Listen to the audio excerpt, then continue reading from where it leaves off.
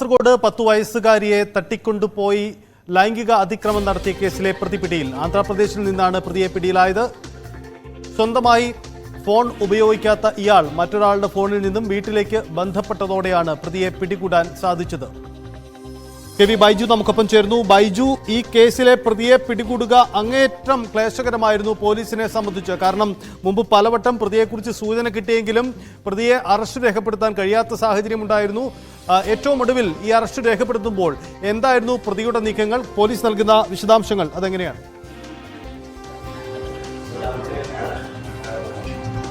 തീർച്ചയായും സൈത്തെ, ഈ കേസ് പോലീസിനെ സംബന്ധിച്ചിടത്തോളം വലിയ വെല്ലുവിളിയായിരുന്നു. കാരണം അത്തരത്തിലുള്ള ഒരു പ്രതിയാണ് ഹീനമായ ഈ കൃത്യം നടത്തിയത്. ഏതായാലും ഇയാളെ ആന്ധ്രാപ്രദേശിൽ നിന്നാണ് ഇപ്പോൾ പ്രത്യേക അന്വേഷണ സംഘം കസ്റ്റഡിയിലെടുത്തിരിക്കുന്നത്. ഇയാളുടെ ഭാര്യയുമായി വീട്ടിലേക്ക് മറ്റൊരു ആളുടെ ഫോണിൽ നിന്നും ബന്ധപ്പെട്ടതോടുകൂടിയാണ് ഈ നിർണായകമായ നീക്കങ്ങൾക്ക് പോലീസ് നടത്താനായത്. എന്തായാലും കർണാടകയിലായിരുന്ന ഒരു പ്രത്യേക സംഘം അപ്പോൾ തന്നെ ആന്ധ്രയിലേക്ക് പുറപ്പെടുകയും ഇയാൾ അവിടെ ഒരു സ്ഥലത്ത് ജോലി ചെയ്യുകയായിരുന്നു. അവിടെ എത്തിയാണ് ഇയാളെ കസ്റ്റഡിയിലെടുത്തത്. ഏതായാലും ഇന്ന് രാത്രിയോടുകൂടി ഇയാളെ ഹോസ്തൂർ പോലീസ് സ്റ്റേഷനിലേക്ക് എത്തിക്കും. മറ്റ് നടപടികൾ ഇനി ഉണ്ട്. ഇതിൽ ഏറ്റവും പ്രധാനം തെളിവെടുപ്പ് ഉൾപ്പെടെയുള്ള നടപടികളുണ്ട്. മാത്രമല്ല ഇയാളുടെ ചോദ്യം ചെയ്യൽ പൂർത്തിയാക്കാനുണ്ട്, ഇയാളുടെ കുറ്റസമ്മതം മൊഴിയെടുക്കാനുണ്ട്. ഇത്തരം കാര്യങ്ങളിലേക്ക് പോലീസ് കടക്കണം. മാത്രമല്ല ഇയാൾ ഏതെങ്കിലും തരത്തിൽ ഈ പെൺകുട്ടിയെ മാത്രം ലക്ഷ്യമിട്ടാണോ അല്ലെങ്കിൽ ഇയാൾ മറ്റേതെങ്കിലും പെൺകുട്ടിയെ ഇത്തരത്തിൽ ഉപദ്രവിച്ചിരുന്നു, ഇത്തരം കാര്യങ്ങളൊക്കെ ഇതിൽ അറിയാനുണ്ട്. ഏതായാലും പോലീസിനെ സംബന്ധിച്ചിടത്തോളം വലിയ ആശ്വാസമാണ്. കാരണം കഴിഞ്ഞ ബുധനാഴ്ചയാണ് ഇത്തരത്തിൽ പുലർച്ചെ 2:30 ഉറങ്ങിക്കിടക്കുകയായിരുന്ന പെൺകുട്ടിയെ തട്ടിക്കൊണ്ടുപോയി 1.5 മണിക്കൂറോളം തടങ്കൽ വെച്ച് അതിക്രൂരമായ ലൈംഗിക പീഡനത്തിനിരയാക്കി. ഏതായാലും ഞെട്ടിക്കുന്ന ഈ സംഭവം വലിയ ചർച്ചയായി. തുടർന്ന് പോലീസ് പ്രത്യേക അന്വേഷണ സംഘത്തെ രൂപീകരിച്ചായിരുന്നു ഈ കേസിന്റെ അന്വേഷണമൊക്കെ. ഏതായാലും ഇപ്പോൾ പോലീസിന് ആശ്വസിക്കാം. ഈ പ്രതിയെ ഇത്തരത്തിൽ കസ്റ്റഡിയിലെടുത്തിരിക്കുന്ന കാര്യത്തിൽ ഏതായാലും ഇയാളുടെ സ്വഭാവ രീതികളൊക്കെ നമ്മൾ നേരത്തെ തന്നെ റിപ്പോർട്ട് ചെയ്തതാണ്. ഇയാൾക്ക് ഇത്തരത്തിൽ ഏതെങ്കിലും തരത്തിൽ ഫോൺ ഇയാൾ ഉപയോഗിക്കാത്തതാണ് ഈ വലിയ തോതിലുള്ള ഈ അന്വേഷണത്തിന് തടസ്സമായത്. മാത്രമല്ല ഈ പെൺകുട്ടിയുടെ വീടിന് സമീപത്ത് തന്നെയാണ് ഇയാളുടെ വീട്. ഏതായാലും ഇവരുടെ വീട്ടിന് ഇപ്പോൾ പോലീസ് കാവൽ ഏർപ്പെടുത്തിയിട്ടുണ്ട്. സൈബർ പോലീസിന്റെ സഹായത്തോടു കൂടിയാണ് ഇയാളെ കസ്റ്റഡിയിലെടുക്കാനായത്. ഏതായാലും ഇയാളുടെ പേര് വിവരങ്ങളും മറ്റ് വിശദാംശങ്ങളും ഒക്കെ ഇയാളെ ചോദ്യം ചെയ്യലും മറ്റു പൂർത്തിയായ ശേഷം അറസ്റ്റ് നടപടികൾ കടക്കുമ്പോൾ മാത്രമേ പുറത്തുവിടാൻ പറ്റൂ. എന്തായാലും പോലീസ് ഇക്കാര്യത്തിൽ അതീവ ജാഗ്രതയോടെ തന്നെയാണ് കാര്യങ്ങൾ കൈകാര്യം ചെയ്തത്. ഏതായാലും വലിയ ആശ്വാസമാണ്. ഇത്തരത്തിൽ വലിയ ചർച്ചയായ ഒരു സംഭവമാണ്. അതിക്രൂരമായ ഒരു അതിക്രമം നടത്തിയ പ്രതിയാണ് ഇപ്പോൾ കസ്റ്റഡിയിലായിരിക്കുന്നത്.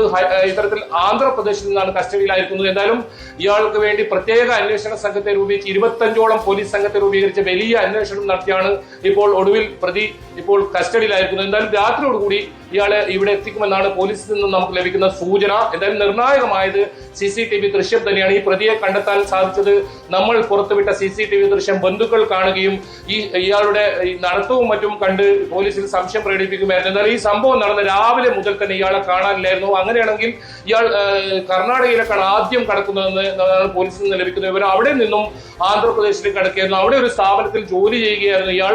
വളരെ സമർത്ഥമായി ഇത്തരത്തിൽ മാറി നിൽക്കുന്ന ഒരു സാഹചര്യം. പക്ഷേ അപ്പോഴും ഈ വീട് പോലീസിന്റെ നിരീക്ഷണത്തിൽ തന്നെയായിരുന്നു മുഴുവൻ സമയവും. അതാണ് ഇയാളെ ഇപ്പോൾ കൊടുക്കാൻ സാധിച്ചത്. എന്തായാലും ഇന്ന് രാത്രിയോടുകൂടി തന്നെ ഈ പ്രതിയെ ഹോസ്തൂർ പോലീസ് സ്റ്റേഷനിലേക്ക് എത്തിക്കും. ബൈജു സൂചിപ്പിച്ചതുപോലെ CCTV ദൃശ്യങ്ങളാണ് ഈ കേസിൽ അങ്ങേറ്റം നിർണായകമായത്. ഉറങ്ങിക്കിടന്നിരുന്ന കുട്ടിയെ വീടിനകത്ത് നിന്നും തട്ടിക്കൊണ്ടുപോയി ലൈംഗിക അതിക്രമം നടത്തി എന്നതാണ്. പ്രേക്ഷകർ കാണുന്ന ഈ ദൃശ്യങ്ങൾ, ഈ CCTV ദൃശ്യങ്ങളാണ് ഈ കേസിൽ പ്രതിയിലേക്കെത്താൻ അന്വേഷണ സംഘത്തിന് അങ്ങേയറ്റം നിർണായകമായത്. ആ CCTV ദൃശ്യങ്ങൾ കേന്ദ്രീകരിച്ച് നടത്തിയ അന്വേഷണത്തിലാണ് പല ഘട്ടത്തിലും പ്രതിയെക്കുറിച്ച് സൂചനകൾ കിട്ടിയെങ്കിലും അറസ്റ്റ് രേഖപ്പെടുത്താൻ പോലീസിന് കഴിഞ്ഞില്ല. ചില അവ്യക്തതകൾ ബാക്കി നിർത്തിയാണ് പോലീസ് ഈ കേസുമായി ബന്ധപ്പെട്ട് നീങ്ങിയത്. ബാജു സൂചിപ്പിച്ചതുപോലെ ഇതിൽ പോലീസിന്റെ ഭാഗത്ത് നിന്ന് അല്പം കൂടി വ്യക്തത വരേണ്ടതുണ്ട്.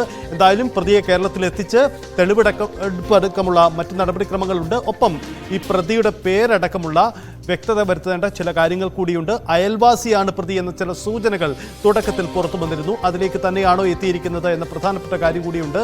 എന്തായാലും പോലീസ് ഈ വിഷയത്തിൽ വലിയ നീക്കങ്ങൾ നടത്തിയാണ് ഒടുവിൽ ആന്ധ്രാപ്രദേശിൽ നിന്നും പ്രതിയെ കസ്റ്റഡിയിലെടുത്തത് എന്നതാണ് പ്രധാനപ്പെട്ട നീക്കം. അല്പസമയത്തിനുള്ളിൽ തന്നെ പ്രതിയെ കോടതിയിൽ ഹാജരാക്കും, കേരളത്തിലേക്ക് എത്തിക്കും.